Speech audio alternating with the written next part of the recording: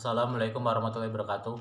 Perkenalkan, nama saya Ahmad Hamdani, NPM 1821020486 dari jurusan Hukum Tata Negara, mata kuliah Filsafat Hukum Islam. Saya di sini akan mempresentasikan materi ke-11 dari mata kuliah Filsafat Hukum yang berjudul Kaidah-Kaidah Hukum Islam. Prinsip dalam hukum Islam. Kata prinsip berarti asas, yakni kebenaran yang menjadi pokok dasar orang berpikir, bertindak, dan sebagainya.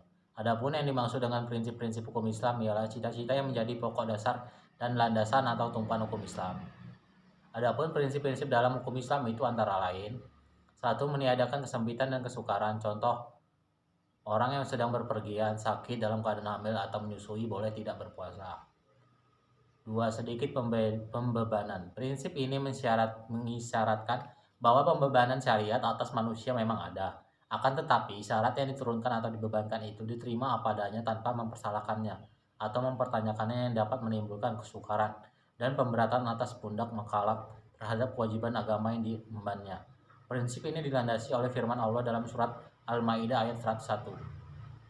Ayat tersebut menginstruksikan kepada manusia agar dapat menahan diri daripada mempertanyakan masalah yang tidak ada ketetapan hukumnya.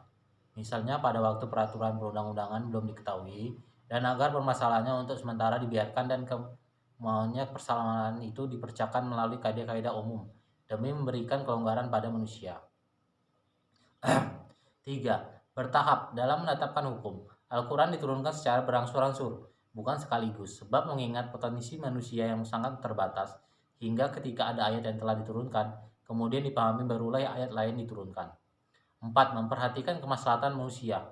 Dalam penetapan hukum selalu didasarkan pada 3 sendi pokok, yaitu A. Hukum ditetapkan setelah masyarakat membutuhkan hukum-hukum itu. B. Hukum-hukum ditetapkan oleh suatu kekuasaan yang berhak menetapkan hukum dan memudahkannya masyarakat ke bawah ketetapannya. Hukum-hukum ditetapkan menurut kadar kebutuhan masyarakatnya. 5. Mewujudkan keadilan. Manusia menurut pandangan Islam adalah sama baik di hadapan Allah maupun di hadapan hukum, tanpa ada melihat kepada tinggi rendahnya suatu jabatan seseorang, tua maupun muda, melainkan seoptimal dan semaksimal apa yang telah ia perbuat dengan hukum Allah itu sampai mendapat predikat takwa. Kaidah-kaidah dalam hukum Islam. Kata kaidah secara etimologi berarti asas. Adapun menurut As-Suyuti dalam kitab Al-Asbah wa An-Nazhair, bahwa kaidah adalah hukum yang bersifat kuli, menyeluruh, atau general law yang meliputi semua bagian.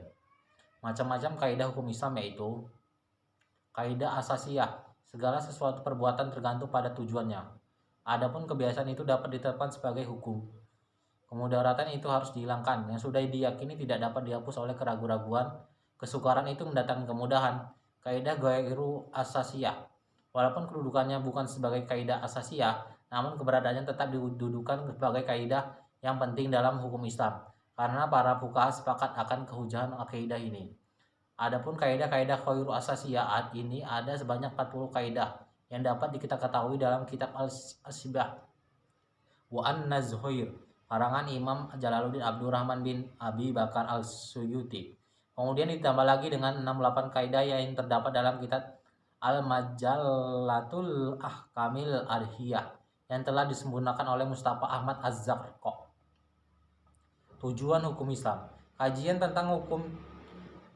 Tujuan ditetapkannya hukum dalam Islam merupakan kajian yang sangat menarik dalam bidang usul fikih. Al-Syatibi mengatakan bahwa doktrin maqasid as-syariah adalah kelanjutan dan perkembangan dari konsep maslahah.